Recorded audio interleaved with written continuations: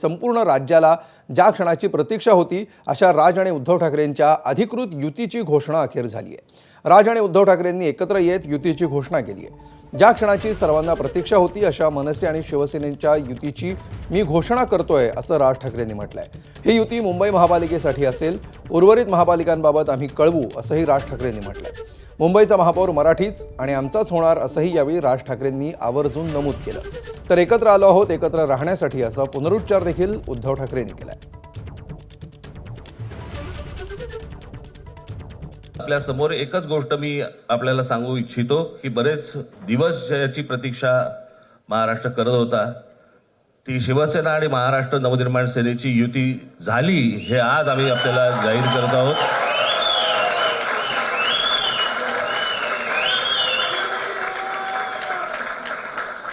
साधारणतः 60-65 वर्ष आता होतील, पुढच्या वर्षी शिवसेनेला 60 वर्ष होतील।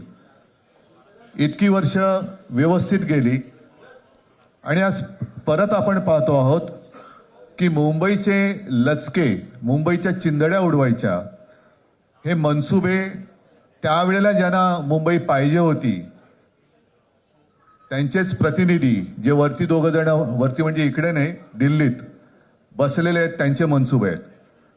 आणि आता जर का आपण भांडत राहिलो तर मग तो जो काय संघर्ष, ते जे काय हुतात्मा स्मारक आहे त्याचा मोठा अपमान होईल। एबीपी माझा, उघडा डोळे बघा नीट।